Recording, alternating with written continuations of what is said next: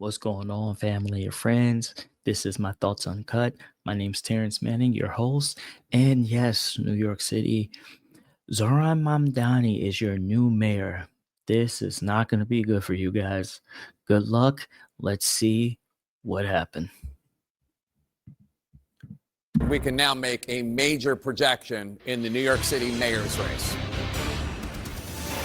CNN projects that Democratic Socialist Zoran Mamdani, the Democratic candidate, will be elected the next mayor of New York, New York, defeating former New York governor turned independent Andrew Cuomo and Republican Curtis Sliwa. Mamdani's victory marking an historic moment in the city. At the age of 34, he will be the city's youngest mayor in a century. He will also be New York City's very first Muslim mayor.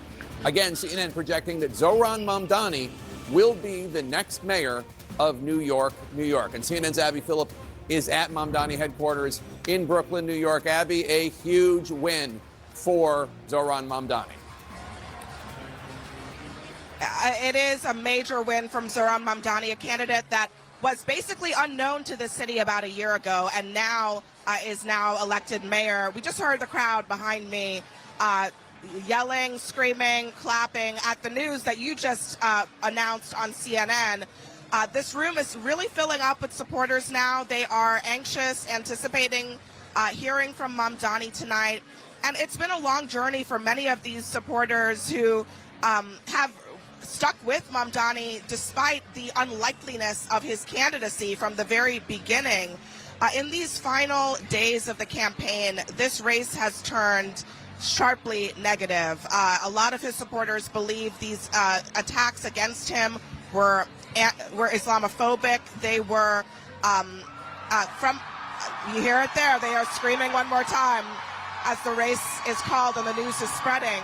But these supporters are elated tonight, as you can hear them, by the news, by the opportunity for this city to be elected by someone that, frankly, it's never been elected by, never been run by before.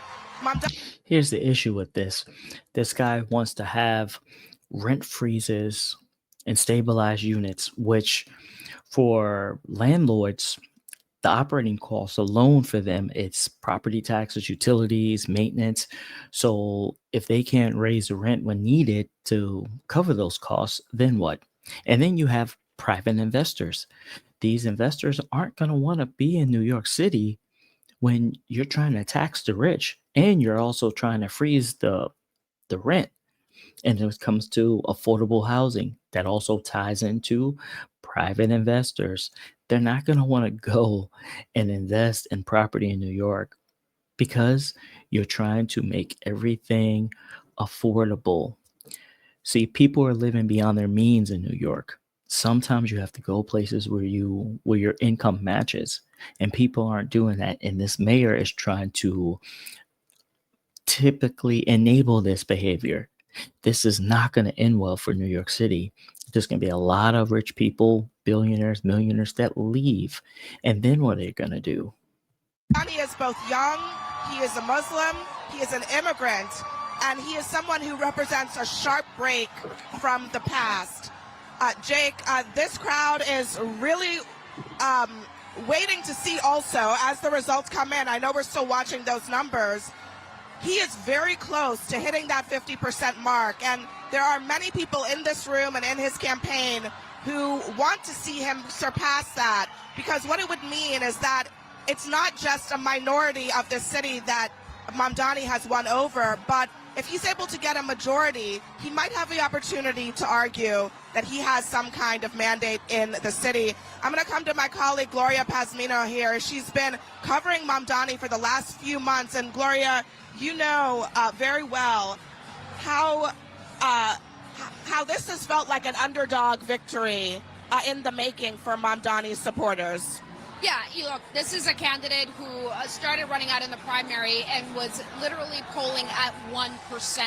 I don't know what this guy came from earlier today who was talking about how hard it was to get press coverage, to care about Zoran Mamdani in the early days of the primary. Yeah. And today, you couldn't even get near him from the amount of coverage that he is getting. It was an underdog campaign, and he ran like an underdog. I think that is really a huge lesson of this campaign, no matter what you think of the candidate. The pace of the campaign really picked up in the last few weeks, as it often does. But That's because he's spewing a lot of nonsense and he's promising things that aren't going to work. He's saying that there's free fare for city buses. So you mean to tell me the MTA is just going to be able to support this to pay their own employees? Let's just assume this happens. It's going to be an overcrowd of people on these buses. And not only that, these taxes, who's going to pay for this? Because the taxes, it's going to be coming from somewhere, right? It's going to be coming from the citizens in New York City. Who else is going to pay for it? Billionaires and millionaires are leaving. So it's going to be the middle class and the lower income earners who's paying for all of this. Because I'm not sure how he thinks that eliminating a fare for all city buses, and he claims it's going to be a faster city bus, it's going to be outrageous if this actually happens. I mean, he was walking across the Brooklyn Bridge Good luck, at New sun York. up yesterday, I believe it was. And as we were just talking, the New York Attorney General, Letitia James, just walked right past you. She was pumping her fists in the air. She has been one of the New York elected officials that stood by Mamdani, even when he was, being derided as a communist and a socialist by some. He is a socialist his own and a party, communist. the Democratic Party. We're going to take a look at what the rest of CNN has to say.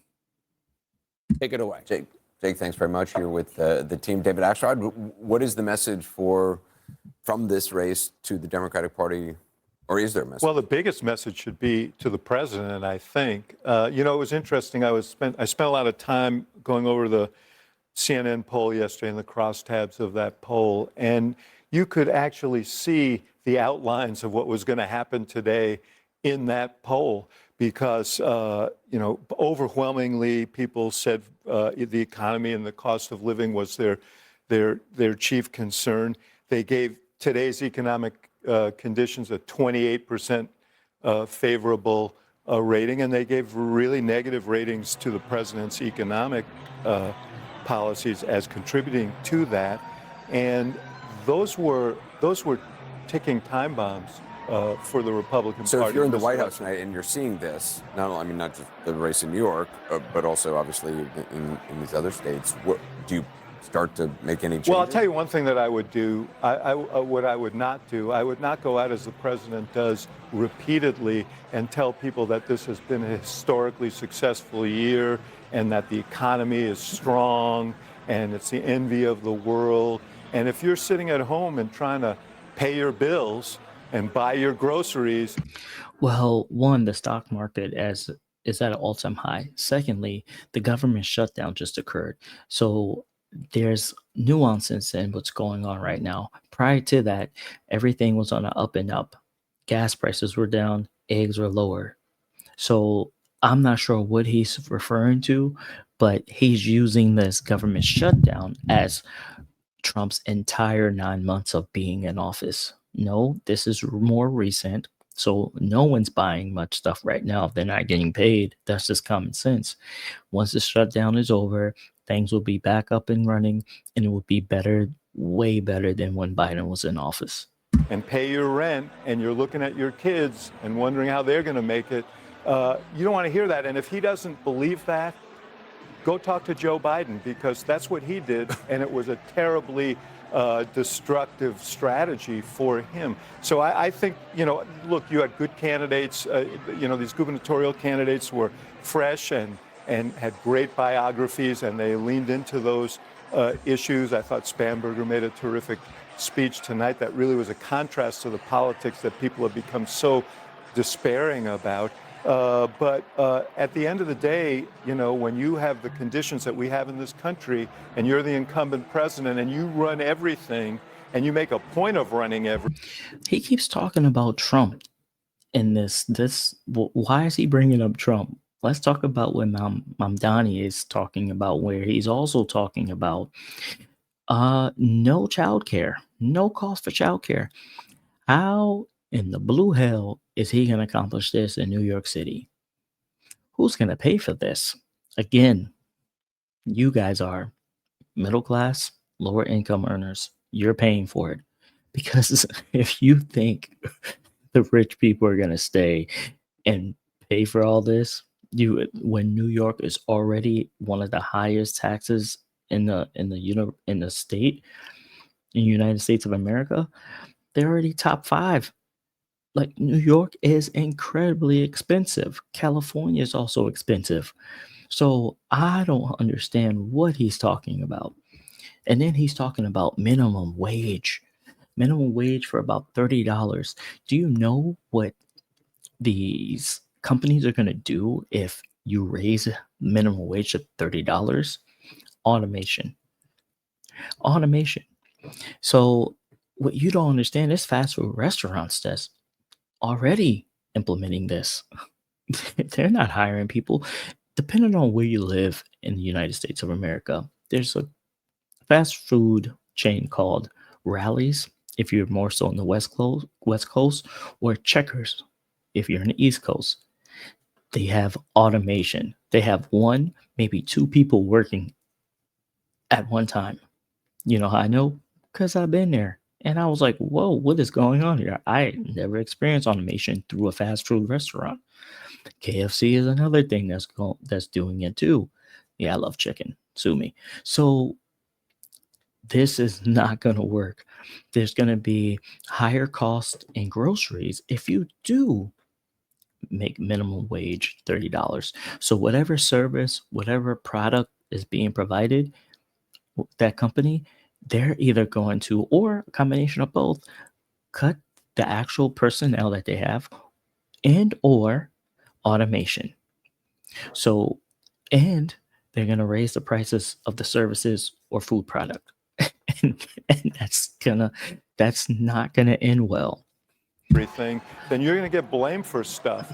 And tonight, the voters did blame him. Scott, do you think the White House should be listening? I mean, look, these are blue states, and Democrats were supposed to win. So I wouldn't overread it. Virginia, in particular, has never been a great bellwether. I don't think a lot of folks had a lot of confidence in the Virginia campaign that was run on the Republican side.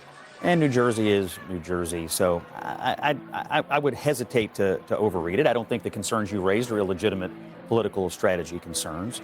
You know, I think I just want to offer condolences to Chuck Schumer. Honestly, what I'm reading here in New York City is that AOC is going to be the next senator from New York after she gets done whooping his rear end in the 2028 Democratic primary. And for his Senate races in 2026, I see the energy in the Democratic Party tonight behind a socialist, and I see the energy in Virginia, Democrats looking the other way on a violent candidate for Attorney General who That's says he wants also to murder crazy. Republicans and their children. If you Yeah, think you're that getting was rid crazy. of Graham Plattner in Maine now, think again. This is a terrible night for Terrible. national Democratic image, given what is happening inside their party. Democrat, Mamdani you're is an going avowed crazy. socialist. It's not what Yeah, I people gotta say do that something he about is, it's this. what he says that he is. He's now the leader of their party. That's their energy, and Chuck Schumer's He's got the to lead leader it. of the Democratic Party? Let's swear at him. What? There is no. Who is the leader? Can someone tell me? He's a life raft for Republicans who have to go on TV and get their asses kicked today. no. That's what he is. Yeah, this is not good, ladies and gentlemen. This is the end. This is the beginning of the end of New York City. And I feel bad for the people who it was about over 150,000 or close to 150,000 that participated voting, and they voted Republican. And I feel bad for them because they're going to have to suffer through this unless those are the ones that can easily relocate. Because I'm telling you, if you are trying to progressively tax the wealthy, they can see. What people don't understand is the wealthy can relocate like that. They don't have to stay there. They don't have to stay there. Corporations can just go to another state where there's less taxation on their corporation. They're not going to take this. They can easily move. They've done it numerous times. Elon Musk is one of them. He used to have his base in California. Now he moved it to I believe he moved to Texas.